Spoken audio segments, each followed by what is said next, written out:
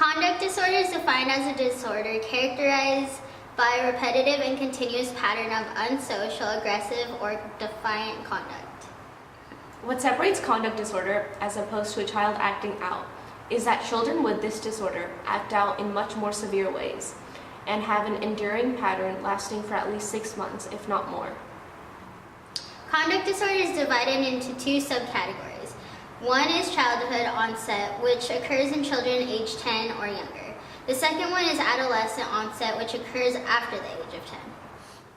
The ICD-10 lists 4 main patterns of behavior: aggression to people and/or animals, destruction of property, deceitfulness or theft, and serious violations of rules. This is Steve. He has been exhibiting symptoms of conduct disorder. These symptoms include no control of anger. The reason he's having these angry fits is because he hears his family having another fight.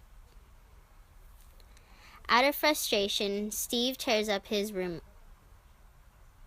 Other symptoms include a poor diet. His days consist of him eating unhealthy snacks, which he eats by himself and doesn't share with others.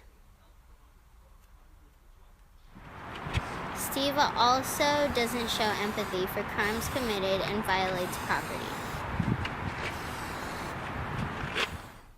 Regularly at school, Steve doesn't have any friends.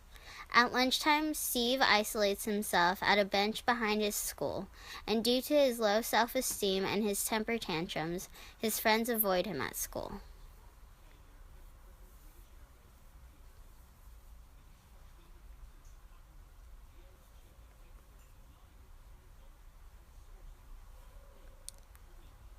After lunch is over, Steve packs up and angrily heads to class by himself. He used headphones in order to avoid contact with anybody.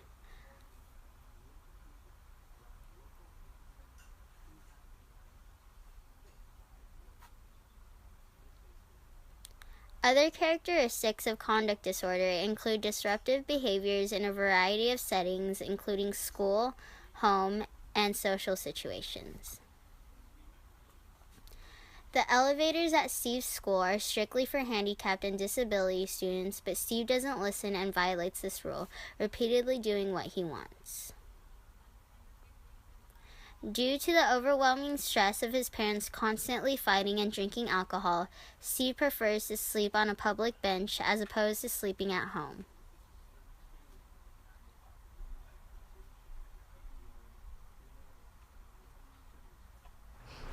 Occasionally, his mom will call. No, I don't want to come home. Because all you guys do is fight all day. I'm sick of it. Like, seriously. No. Over the years, Steve learned how to pick locks, and he occasionally will break into people's property and steal their personal belongings. He does so without feeling any guilt. If anything, he feels like he has accomplished something great.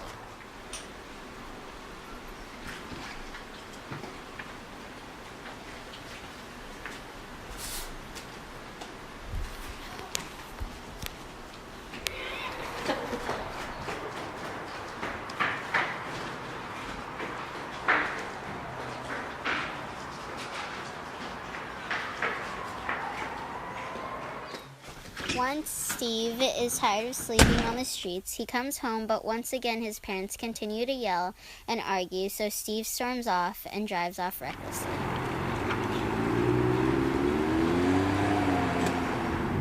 Why the hell do they do this? Why do they always fight? In order to take the pain away, Steve goes to a local store to steal some alcohol. He's taken up the habit of abusing drugs and alcohol in order to distract himself, and often goes places intoxicated.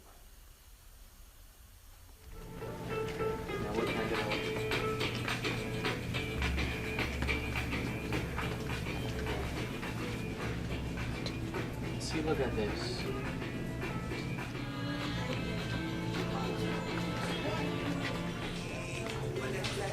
He then shops for products that will harm animals. He gets into drunk rages as he drives again. fuck out the road! Steve often takes interest in playing with fire. For the fun of it, he breaks rules and decides to pee in a public pool. So the video you just seen of Nico is the symptoms of conduct disorder. What we're about to show you is going to be a real life case of conduct disorder. Extreme acts of violence, like 11-year-old Lana. She killed some chickens because she was angry at us. She was kicking the farm animals and hitting them with sticks. She's very cruel to Natasha behind closed doors. We'd been at the hospital with stitches, black eyes. She kicks me, she punches me, tries to kill me. That is true that I really don't like her.